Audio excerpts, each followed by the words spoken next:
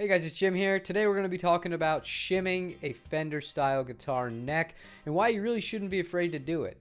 And before we get started today, I'm going to acknowledge the visuals. Yes, I realize I am a full-blown Floridian now. Everything is neon, everything is pink, it's a little over the top. But we're missing one thing to complete the look, so let's fix that real quick.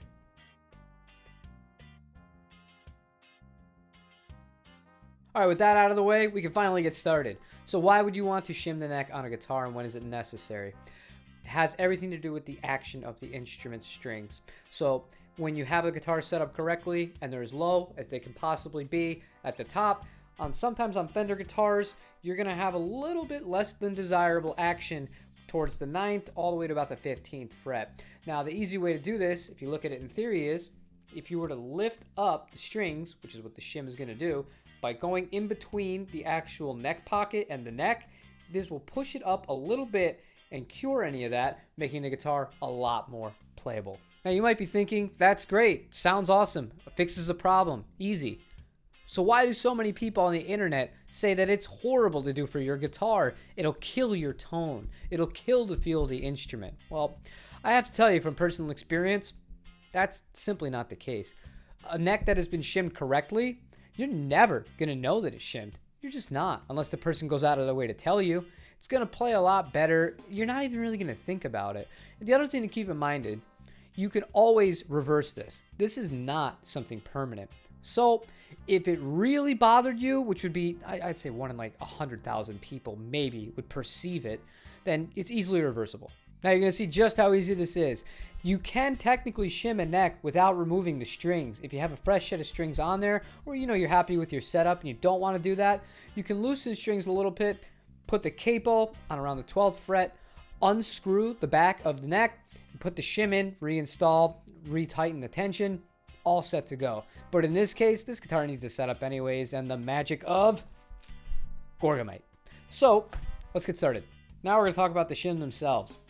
You can use a business card. You can use a piece of a cereal box. I've seen all that kind of stuff. But for me, I like the StewMac.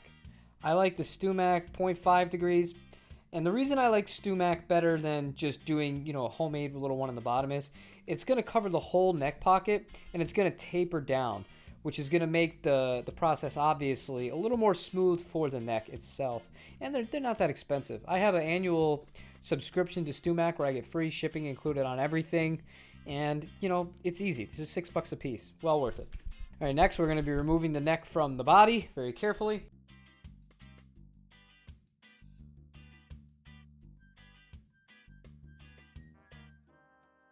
As you can see with this neck, because it's a GFS body, it's a really tight fit here.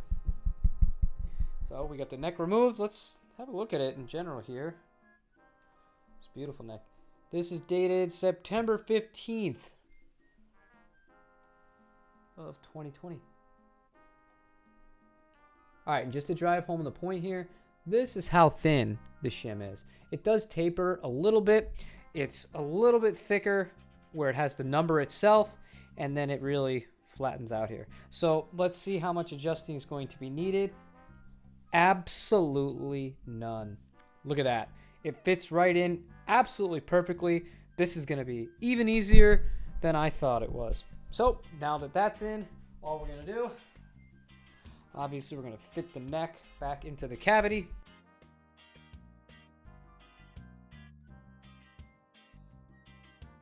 Now it is important to note here, you don't want to over tighten the neck when you put it back in here. You just want it to be kind of snug. A lot of people make that mistake.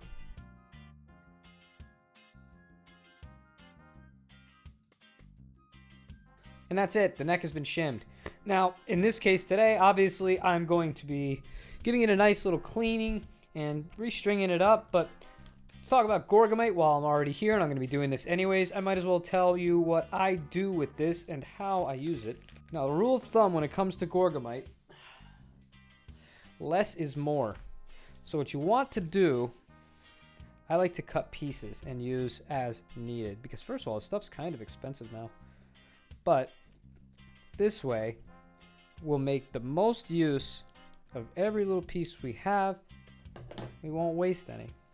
So cut it into a third, fold it over again. It's gonna be a lot of surface material. All right, guys, the difference in this is gigantic. All right, so you have this right here. We're just gonna hit it up. Some of that Gorgomyte.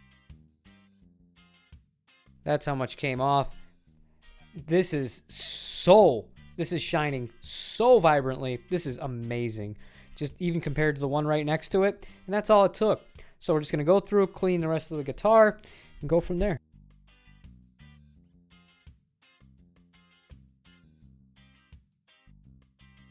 All right, as I was finishing up this section of the video, I got a knock from UPS.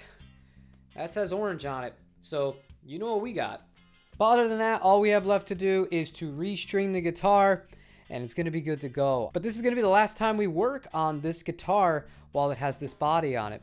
The next time that we're gonna be taking this thing apart, we're gonna be putting on my Swamp Ash Taos Turquoise double bound body from MJT. Hopefully, probably 5 or 6 more weeks. Subscribe if you have not subscribed already. Leave me a comment. Let me know what you think about shims, if you have any shims in your guitars. Other than that, we'll see you tomorrow. Most likely going to be talking about that new orange OR15 that is sitting next to me in the box, begging to be opened. Have a good day, you guys. Take care.